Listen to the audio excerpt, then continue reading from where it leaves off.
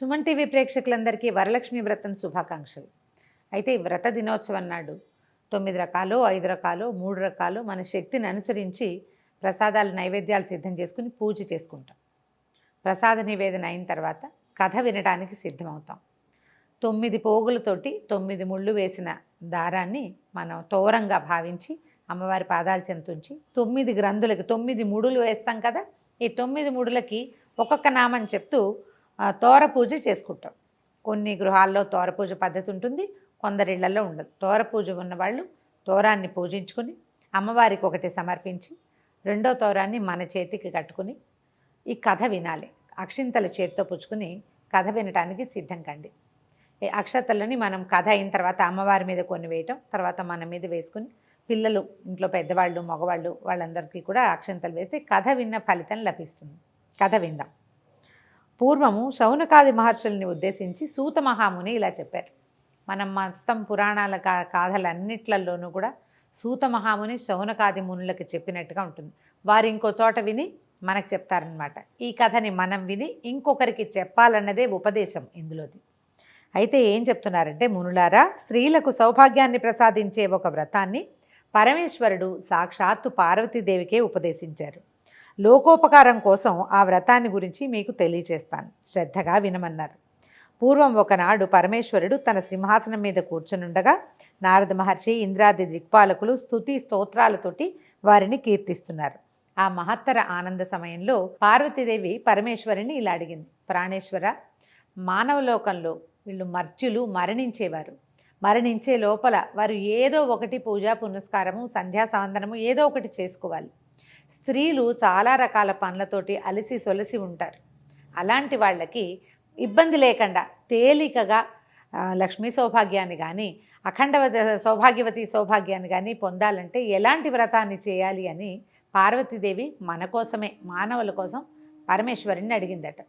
ఆ సమయంలో పరమేశ్వరుడు ఏం చెప్పాడట, పుత్రపౌత్రాభివృద్ధిగా ఉండడానికి, తర్వాత అఖండ సౌభాగ్యవతిగా ఉండడానికి, దాంతోపాటుగా సంపదలు కూడా వృద్ధి చెందటానికి సులువైన వ్రతం ఒకటి ఉన్నదని, సకలైశ్వర్యాలు కలిగి ఉండాలంటే ఇది చేయాలన్నారు.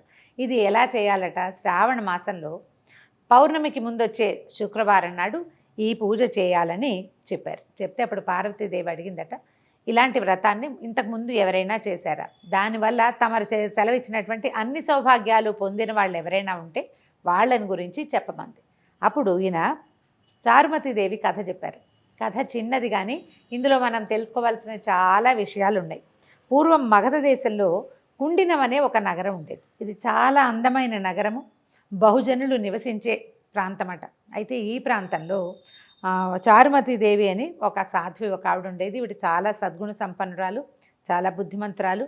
భర్తని, అత్తమామల్ని విశేషంగా సేవించేది. ఇంటికి వచ్చిన అతిథి అభ్యాగతలు సేవ చక్కగా చేసేది, లోకోత్తరమైన గుణాలు కలిగినటువంటి సాధ్వి. అయితే ఒకనాటి రాత్రి ఆమెకు స్వప్నంలో లక్ష్మీదేవి కనపడిచిందట.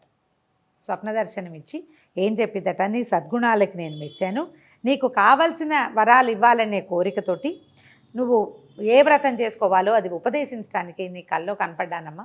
కాబట్టి నువ్వు శ్రావణ మాసంలో వచ్చేటువంటి పౌర్ణమిని కంటే ముందు వచ్చే శుక్రవారం నాడు ఈ ఫలానా వ్రతం చేసుకో అని ఈ వ్రతాన్ని ఉపదేశించింది. వరలక్ష్మి వ్రతము అని చెప్పి ఉపదేశించిందట. ఈ ఉపదేశించబడిన తర్వాత ఈమె నిద్రలోంచి మేల్కొని ఇది స్వప్నమని, తనకి స్వప్నంలో అమ్మవారి సాక్షాత్తు శ్రీ మహాలక్ష్మి దర్శనమిచ్చిందని తెలుసుకుని భర్తకి, అత్తమామలకి, చుట్టుపక్కల వాళ్ళందరికీ తెలియజేసింది.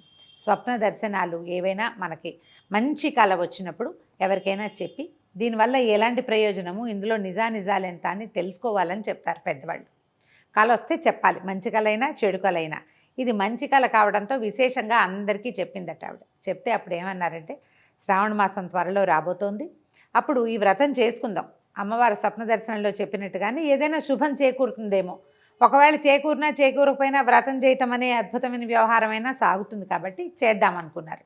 ఆ తర్వాత ఆవిడ ఏం చేశారట, 2-3 నెలల తర్వాత శ్రావణ మాసం వచ్చింది. ఆవిడ తన భర్త ప్రోత్సాహంతో పట్టణంలో ఉన్నటువంటి స్త్రీలందరికీ కబురు చేసిందట. ఈ రోజున అమ్మవారు వ్రతం చేసుకోమని ఆదేశించింది కాబట్టి ఎవరెవరి గృహాలలో వాళ్ళు వ్రతాలు చేసుకోండి, మా ఇంటికి రాగలిగిన వాళ్ళు రండని చాటింపులాగా ఒక పేరంటానికి పిలుపు చేశారనమాట. ఆమె ఇంటికి చాలామంది, ఆమె యొక్క బంధువులు, స్నేహితులు, తెలిసిన వారు, చుట్టుపక్కల ఇళ్లల్లో వాళ్ళు అందరూ వచ్చారు. వచ్చిన తర్వాత వీళ్ళు ఏం చేశారట, ఈ గృహంలో ఒక పరిశుద్ధమైన ప్రాంతాన్ని ఎన్నుకొని ప్రదక్షిణకి వీలుగా ఉండేటట్టుగా చతుర్మధ్యంగా ఉండే ప్రాంతంలో గోమయంతో చక్కగా అలికి 5 రకాల రంగులతోటి ముగ్గులు పెట్టి తర్వాత పంచపల్లవాలతోటి కలశాన్ని ఏర్పరిచి అమ్మవారు వరలక్ష్మీదేవిని కలశంలోకి ఆవాహన చేసి అత్యద్భుతంగా మేళతాళాలతోటి పురోహితుల సహకారంతో వరలక్ష్మి వ్రతం చేసుకున్నారట. వ్రతం అనగా ఏమిటి? పూజ ఒక విధానం ప్రకారం చేయటం. ముందు వెనకలుగా పువ్వులో పళ్ళో సమర్పించడం కాకుండా షోడశోపచార విధానంతో 16 ఉపచారాలతోటి లక్ష్మీదేవిని సేవించటం. ఈ సేవ సక్రమంగా జరిగేసరికల్లా పూజ అంతా పూర్తయిపోయింది. తర్వాత నివేదనలు జరిపారు.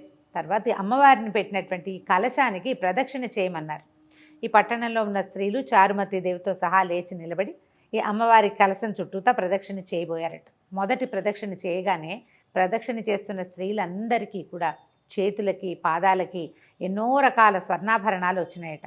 ఆశ్చర్యపోయారు. అమ్మో, అమ్మవారి అనుగ్రహం ఇట్లా కనపడుతోంది అనిపించింది. మళ్ళీ రెండో ప్రదక్షిణ చేయగానే వీళ్ళ ఇళ్ళు ఎవరెవరైతే ఇక్కడ ప్రదక్షిణ చేస్తున్నారో ఆ అందరి గృహాలు కూడా ధన కనక వస్తువాహనాలతోటి నిండిపోయినాయట. మూడో ప్రదక్షిణ చేసేసరికల్లా ఆ ప్రాంతం అంతా కూడా బంగారు కాంతులతోటి చాలా ప్రకాశవంతంగా మారిపోయిందట. ఈమె ఇంటికి చారుమతి దేవి ఇంటికి వచ్చారు. వాళ్ళందరికీ కూడా వాళ్ళ గృహాల నుంచి రకరకాల బళ్ళు, అశ్వాలు కట్టినవి, ఏనుగులతోటి, తర్వాత పల్లకీలు, చిన్న చిన్న రథాలు, అట్లా అన్నీ వచ్చినాయట వాహనాలు వాళ్ళని తీసుకెళ్ళడానికి. ఆ వచ్చిన అతిథి అభ్యాగతులందరికీ కూడా అంటే వ్రతానికి పిలువబడి వచ్చిన వాళ్ళే కాకుండా ఏదో వ్రతం జరుగుతోంది విశేషంగానే వాకిళ్లలో నిలబడి చూసిన వాళ్ళకి కూడా విశేషంగా వాయనాలు, తాంబూలాలు సమర్పించి భోజన భాజనాదులతోటి సత్కరించి పంపించారు చారుమతీదేవి, ఆమె భర్త కూడా. ఆ తర్వాత నుంచి ప్రతి సంవత్సరము కూడా ఈ కుండిన నగరంలో వరలక్ష్మి వ్రతాన్ని ఎవరిళ్లల్లో వాళ్ళు ఆచరించడం మొదలుపెట్టారట.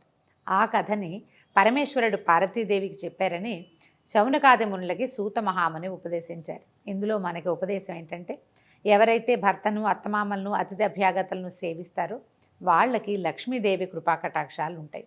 ఏదైనా శుభం మంచి వ్రతము పూజ చేసుకునేటప్పుడు మన ఇంట్లో మనమే చేసుకోకుండా నలుగురిని పిలిచి అందరికీ కూడా ఈ అమ్మవారి ప్రసాదాన్ని పొందే అవకాశాన్ని కనుక ఇస్తే మనకి మరుసటి సంవత్సరం మరింత బాగా చేసుకునే అవకాశం లభిస్తుందని ఈ కథ ద్వారా మనకి ఉపదేశం తెలుస్తుంది. కథ విన్నారు కదా. అక్షింతలు అమ్మవారి మీద వేయండి. తర్వాత మిగిలిన అక్షింతల్ని కొన్ని అక్షింతలు ఉంచుకొని మన మీద, తల మీద, శిరస్సు మీద వేసుకోవటము. తర్వాత ఇంట్లో పెద్దవాళ్ళు ఎవరైనా చిన్నపిల్లలైనా ఉంటే వాళ్ళందరికీ కూడా ఈ కథాక్షింతలు వేయటం. మనతో పాటు ఉన్నటువంటి ముత్తైదువులు ఎవరైనా ఉంటే వారికి అమ్మవారి పేరుతోటి ఒక తోరాన్ని, వాయనాన్ని సమర్పించి వారి ఆశీర్వాదాలు తీసుకోండి. ఈ రోజున అంటే ఇలా వ్రతం చేసుకున్న వాళ్ళు ఇంట్లో ఉన్న అత్తమామలు, పెద్దవారు, భర్త వీరి ఆశీర్వాదం తీసుకుంటే చాలా శుభం చేకూరుతుంది.